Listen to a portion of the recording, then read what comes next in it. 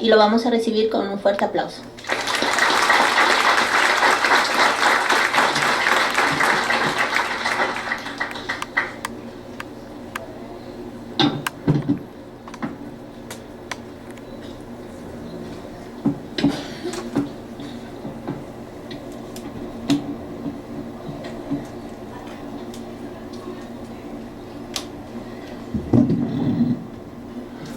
Gracias, buenos días a todos. Les agradezco mucho esta bienvenida y la oportunidad de estar aquí con ustedes el día de hoy.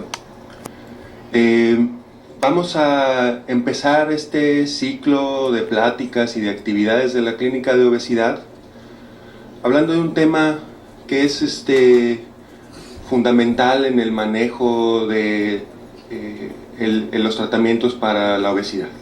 ¿Necesitamos acercarnos más? Gracias.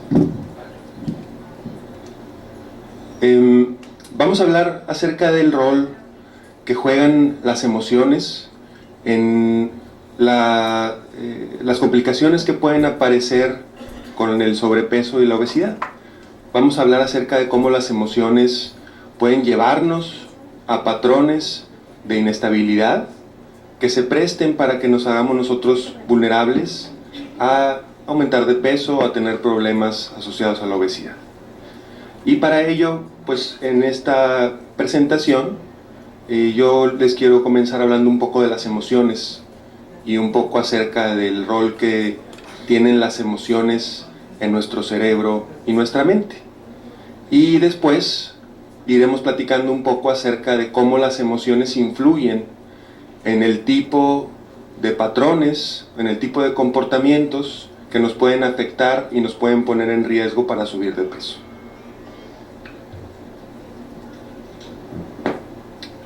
Primero que nada, pues tenemos que hablar acerca de qué son las emociones. Como una definición muy general, podemos hablar de que las emociones implican respuestas, tanto fisiológicas, es decir, respuestas del cuerpo, como respuestas psicológicas, respuestas que tienen que ver con cómo empezamos a pensar y qué empieza a suceder dentro de nuestra mente. Estas respuestas reflejan un estado mental, reflejan qué nos está pasando en un momento dado, ante lo que nosotros estamos percibiendo en nuestro entorno o lo que estamos percibiendo desde nuestro interior.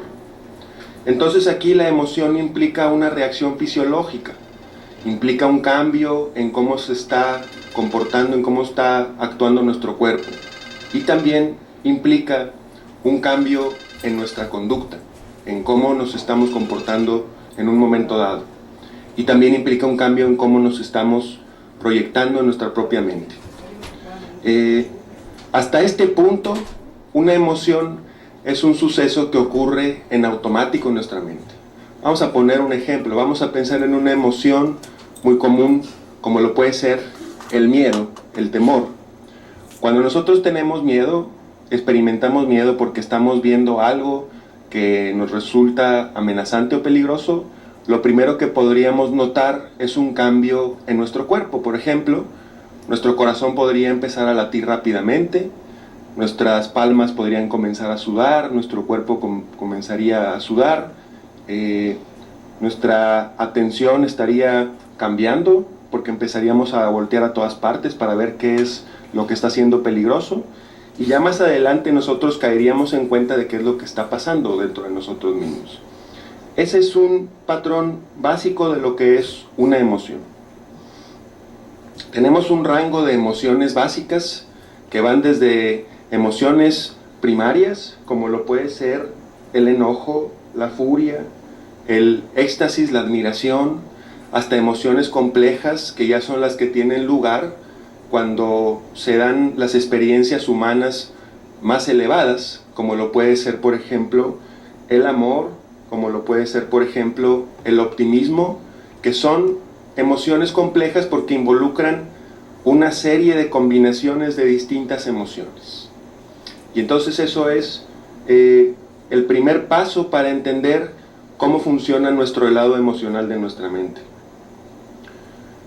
Es hasta que nosotros somos capaces de darle un nombre a nuestras emociones, cuando éstas pueden convertirse en sentimientos. La diferencia entre una emoción y un sentimiento es que la emoción es algo que surge automáticamente a partir de las señales químicas de nuestro cerebro, pero el sentimiento es cuando la parte consciente, la parte pensante, razonable de nuestra mente, le puede dar un nombre a eso que estamos sintiendo.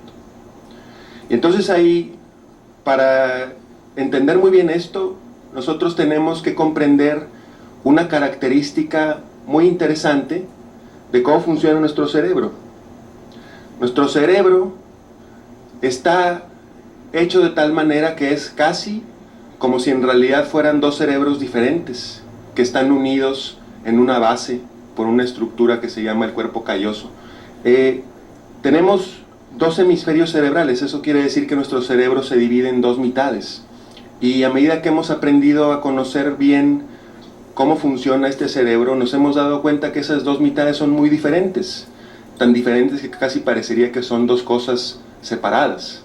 Y entonces nosotros entendemos que hay un hemisferio izquierdo de nuestro cerebro, que es nuestra parte racional, nuestra parte analítica, la que puede funcionar en términos científicos, es la que nosotros desarrollamos cuando vamos a la escuela y aprendemos cosas, aprendemos a sumar, aprendemos los conceptos que necesitamos para ir avanzando académicamente.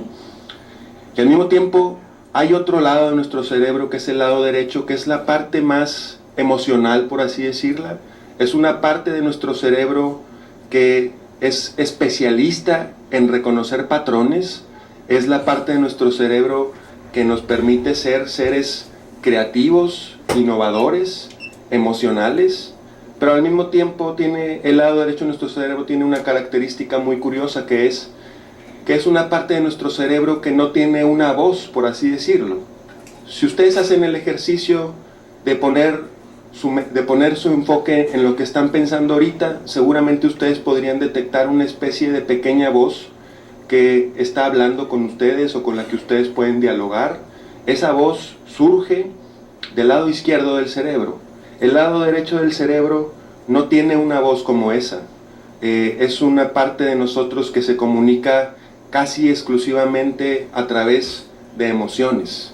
Entonces, lo interesante aquí es ver cómo se comunican estos dos hemisferios en nuestro cerebro, cómo se comunican nuestras dos mitades, cómo nuestro lado racional se comunica con nuestro lado emocional. Nuestro lado derecho es muy inteligente, procesa millones y millones de datos todos los días, y la única manera que tiene de comunicarnos sus conclusiones de lo que ha estado pensando y procesando es a través de señales emocionales.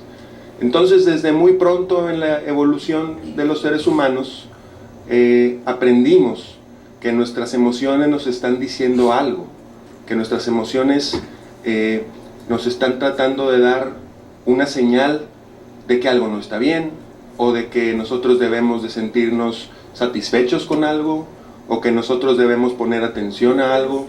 Es una forma en la que nuestro cerebro se está comunicando con nosotros. Y la tarea que tiene nuestro hemisferio, la tarea que tiene nuestro hemisferio izquierdo es tratar de darle una voz a ese hemisferio derecho, tratar de poner en palabras las cosas, porque esa es la manera en la que nosotros podemos funcionar en el mundo. Entonces, en este tema específico de las emociones, lo importante de lo que tenemos que partir es que nuestro lado derecho nos manda señales de emoción y nuestro lado izquierdo tiene la tarea de aprender a reconocer qué es lo que ese lado derecho está queriendo decir, qué significa cuando yo estoy sintiendo miedo, o qué significa cuando yo me estoy sintiendo feliz, o cuando yo me siento enojado. Porque esa es la tarea que nosotros tenemos que ir cumpliendo para poder tener una oportunidad de que nos vaya bien en la vida. Ahora, el problema es cuando no somos muy buenos para reconocer lo que las emociones nos están queriendo decir. Donde se complican las cosas es cuando nosotros estamos generando señales emocionales y no sabemos qué hacer con ellas. Cuando pasa eso, entonces nosotros podemos caer en estrategias que no son correctas para lidiar con lo que estamos sintiendo. Nos sentimos tristes por algo y no somos capaces de encontrar una estrategia correcta para reconocer qué es lo que nos está haciendo sentir tristes, y entonces lo que nos interesa a nosotros es erradicar esa tristeza, solucionarla, resolverla, pero no sabemos cómo, porque ni siquiera hemos podido reconocer bien qué es lo que nos está haciendo sentir tristes, y entonces intentamos lo que sea para calmar esa tristeza. Y cuando digo lo que sea, pues puede ser, algunas personas se dan a usar drogas, por ejemplo. Empiezan a usar drogas y entonces es una manera de calmar una tristeza que la gente no sabe muy bien de dónde viene. Otra forma en la que una persona podría tratar de ponerle solución a ese tipo de emociones es cometiendo o cayendo en patrones de alimentación que no son los correctos. ¿Qué hago cuando me siento mal y no sé qué está pasando? Pues puedo comer más, por ejemplo. Y entonces de lo que nosotros tenemos que partir aquí, específicamente hablando del tema del sobrepeso y la obesidad, es que en algunos casos, no en todos, ¿verdad? Ustedes lo van a ver en el resto de las pláticas, que hay otros factores aparte de los factores emocionales, pero sí hay un grupo de personas en las que el problema de sobrepeso y obesidad tiene un factor contribuyente, que es a partir de cómo se están sintiendo y de qué están haciendo para manejar esas emociones que están viviendo. ¿Vamos bien hasta aquí? ¿Está sonando bien esto? ¿Les hace sentido? Ok. Entonces la pregunta aquí es, ¿en qué forma influyen las emociones en la obesidad? Y aquí yo les puedo plantear 3 situaciones específicas en las que influyen las emociones en la obesidad. Primero que nada, en lo que pienso y siento cuando yo veo mi cuerpo. Y ahí estoy hablando yo de un concepto que es la autoimagen. ¿Cómo me veo a mí mismo? ¿Qué pasa cuando yo me paro frente a un espejo? ¿Qué empieza a pasar por mi mente? ¿Y qué estoy empezando a sentir? Ese es un primer punto. El segundo punto es cómo manejo yo mis emociones. Ese es un concepto muy interesante que en el campo de la psicología clínica y la psiquiatría le llamamos regulación emocional. Regulación emocional quiere decir lo que yo hago para sentirme bien cuando por alguna razón me estoy sintiendo mal. Ese es el segundo punto que tenemos que considerar aquí. El tercer punto es en qué forma percibo y entiendo mi entorno familiar y social.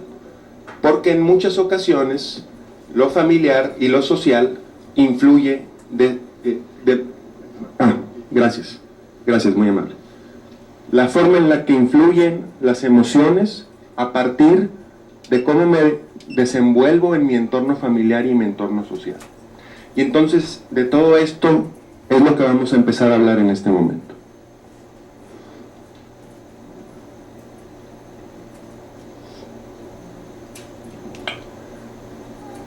Vamos a empezar entonces por un tema muy importante, que es el de la imagen corporal.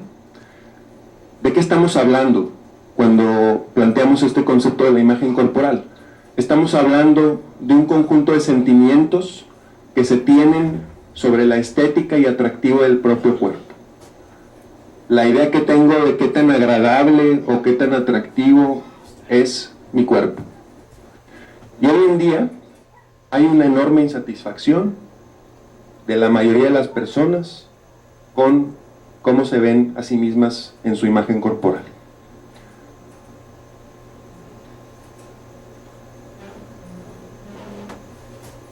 Hicieron una encuesta en una revista de psicología dirigida al público en general y les preguntaron, simplemente una encuesta sencilla en la que le preguntaban a la gente qué tan insatisfecha se siente usted con su cuerpo. ¿Insatisfecha o insatisfecho? Preguntaron a hombres y a mujeres. Y este es el resultado de esa encuesta que fue de hace algunos años, es como del 2009, 2008, pero creemos que todavía puede ser relevante. 43% de los hombres no se sentían satisfechos con su cuerpo y 56% de las mujeres no se sentían satisfechas con su cuerpo. Entonces, la cantidad es alarmante. Digo, si esto fuera, no sabemos, pero si esto fuera una representación de lo que las personas en general sentimos, pues sería algo tremendamente preocupante.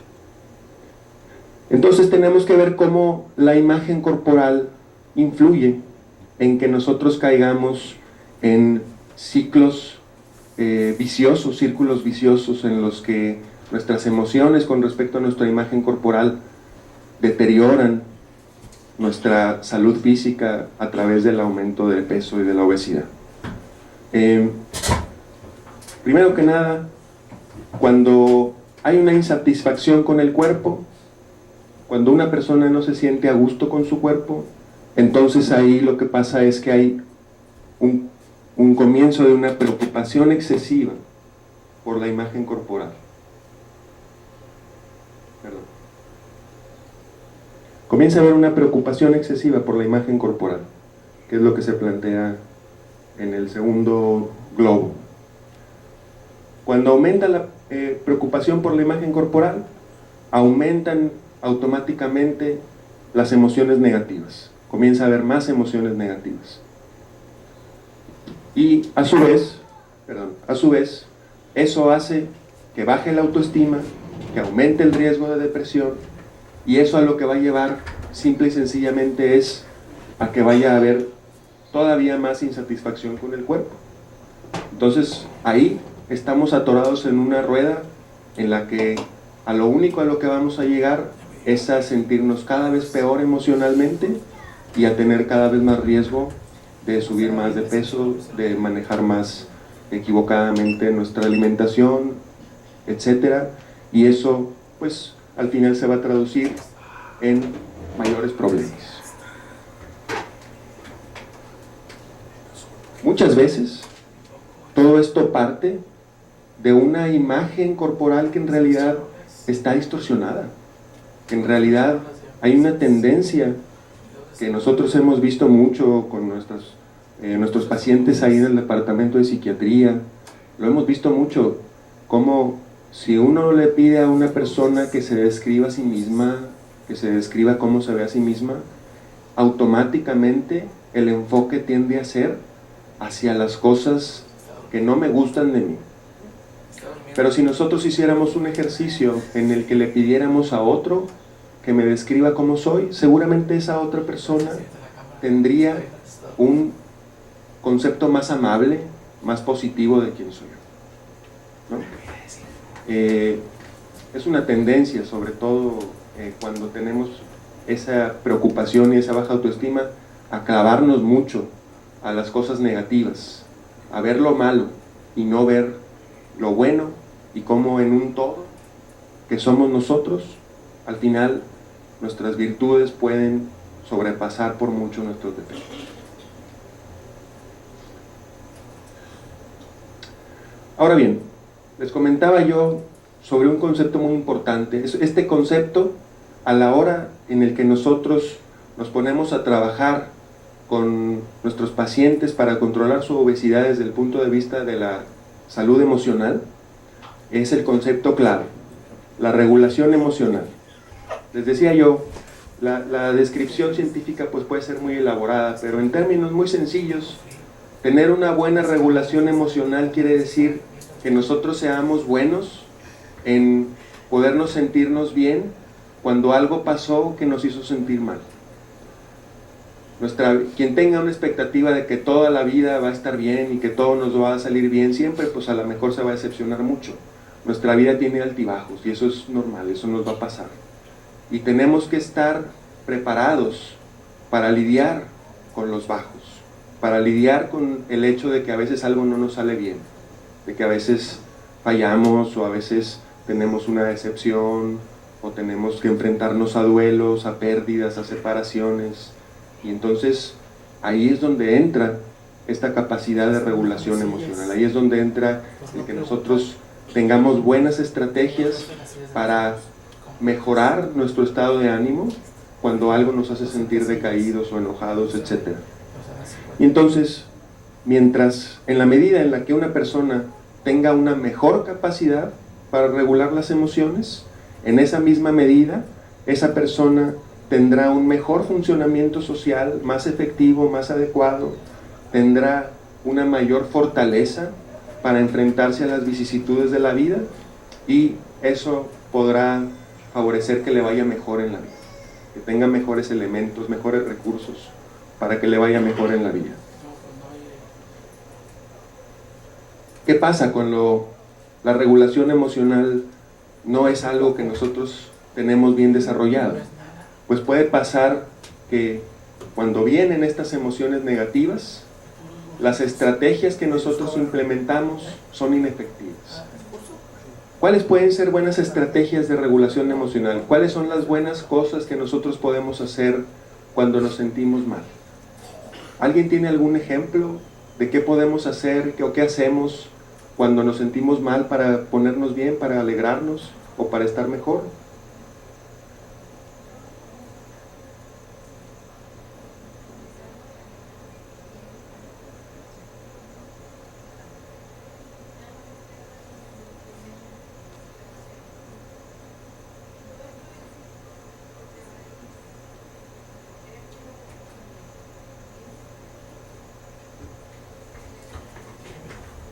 Claro. Hay cosas que son muy difíciles de sobrevivir.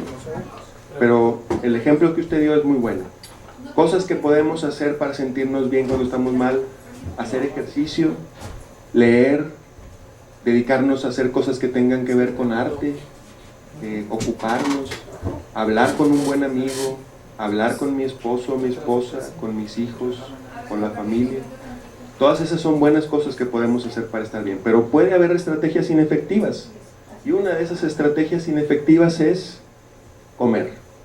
Y hay ciertos alimentos, eso lo sabemos muy bien en el departamento de psiquiatría, hay ciertos alimentos que son los que más nos llaman la atención cuando queremos sentirnos mejor.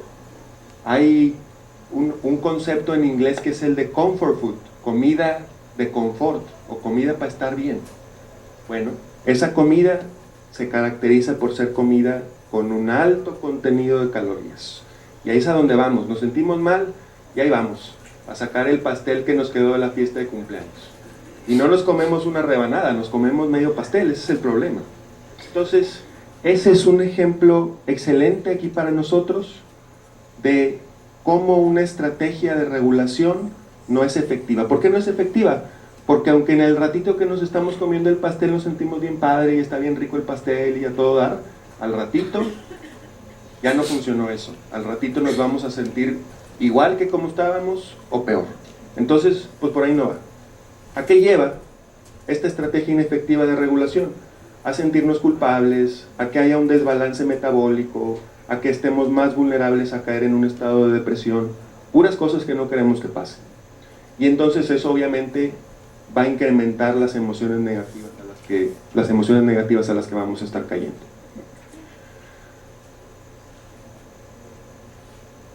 Va quedando más o menos claro, ¿verdad? Porque es importante tomar en cuenta nuestras emociones cuando estamos trabajando con esta idea. Por otro lado tenemos el entorno familiar y social, y bueno, pues ahí lo saben ustedes muy bien, ¿verdad? Cómo nos venden una idea de lo que debe ser la belleza. Y esa idea es una idea ridícula, una idea absurda, de lo que esperan que sea la belleza femenina o la belleza masculina. Eso es algo impensable, pero eso es algo a lo que estamos constantemente expuestos y a lo que estamos constantemente bombardeados.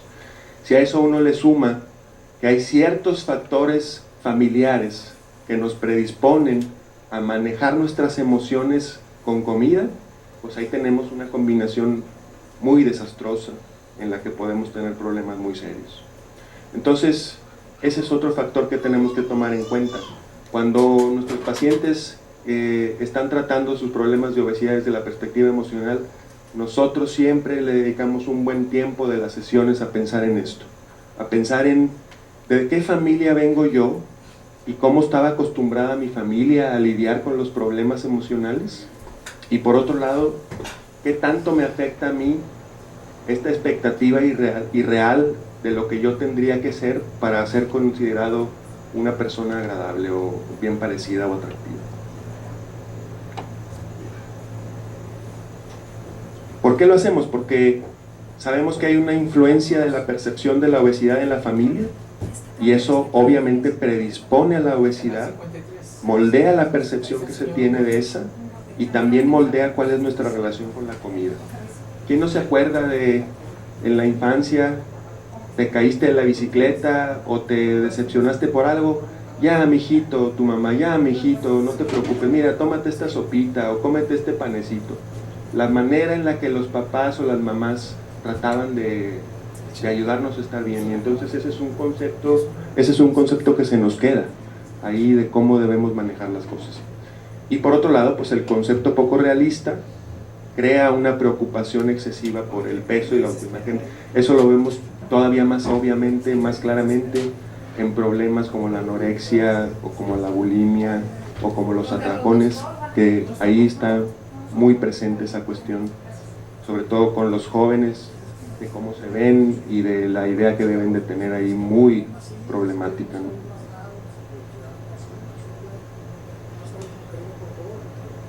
Me voy a adelantar un poquito ahora a la parte en la que nosotros tenemos que ponernos a pensar en cómo influye la forma en la que me relaciono con la comida. Y aquí pues tenemos que pensar en lo que significa para nosotros la comida y lo que significa para nosotros el acto de comer. En ese sentido, cuando las personas tienen problemas emocionales que están relacionados con la obesidad, esa relación con la comida se vuelve algo importante. Por ejemplo, cuando una persona está en esta situación, le cuesta mucho trabajo la idea de renunciar a cierto tipo de alimentos. Le dice la nutrióloga, le dice el doctor, oiga, usted ya no va a poder comer pan, ya no va a poder comer cosas fritas, ya no va a poder comer todas las cosas que nos gustan. Y entonces ahí se va creando una idea de, no, pues entonces esto no está bien, esto no me gusta. Ese es el tipo de situaciones que nosotros tratamos de ir modificando para que las personas puedan tener una mejor actitud hacia los retos que va a implicar desde un punto de vista nutricional, médico, el enfrentar estos problemas de obesidad y sobrepeso. Dígame. Sí, dígame. Una emoción, el hábito de comer a una hora que no debo, por ejemplo, son las 5 y como a las 5 meriendo, voy a merendar, traiga hambre o no. ¿Me lo da la emoción o yo creé el hábito? En algunos casos, nuestras emociones influyen en ese tipo de hábitos. No podemos decir que siempre, pero sí en algunos casos. Es personal. Es personal, y entonces cada persona se tiene que sentar con su médico o con su psicólogo para entender muy bien cómo le está yendo ahí a esa persona en particular. Bien. Por último, ¿qué podemos hacer? ¿En qué nos tenemos que enfocar cuando estamos tratando de vencer estos obstáculos para que nosotros podamos estar más sanos y con una talla más adecuada? Tenemos que enfocarnos en estar conscientes de lo que nos está pasando. Acuérdense que al principio yo decía, el reto que tenemos todos los seres humanos es de ligar nuestro lado derecho, nuestro lado emocional con nuestro lado izquierdo. Para poder hacer eso bien, para poder entender qué estamos sintiendo, pues tenemos que desarrollar una conciencia plena, saber qué está pasando, que no caigamos en estoy sintiendo algo que me está haciendo sentir mal, no sé bien qué es, no sé bien de dónde viene, pero la solución es comer algo para sentirme mejor. Que no caigamos en eso, y para no caer en eso tenemos que aprender a estar en contacto con nuestra propia mente, a estar en contacto con nuestras propias emociones, saber descubrir qué es lo que nuestro cerebro emocional nos está queriendo decir. Ese es el primer paso. El segundo paso, la motivación. Tener una adecuada motivación, ir enfocándose en los logros, por pequeños o grandes que sean, y no perder esa motivación. Y nosotros en la clínica de depresión les podemos ofrecer algunas técnicas para no caer en estas dificultades, para no perder esa motivación. Y finalmente, una buena red de apoyo. Saber que no estamos solos en esta situación.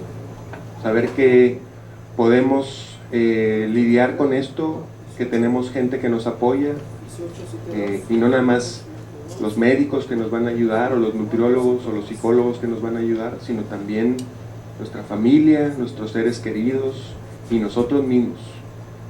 Construimos lo que nosotros en salud mental le llamamos un puerto seguro, una red de apoyo, donde sabemos que cuando nos queremos caer ahí, cuando queremos renunciar o cuando hemos perdido la motivación, ahí está esa red de apoyo para sacarnos adelante.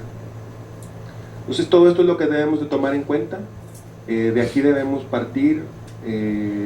La clínica de obesidad aquí del hospital universitario está tratando de incorporar un equipo multidisciplinario con médicos, con nutriólogos, la gente, los residentes y los especialistas del departamento de psiquiatría participan también ahora en la clínica, y de esa manera lo que tratamos de hacer es atender la parte biológica, la parte nutricional, la parte médica y, muy importante, la parte emocional.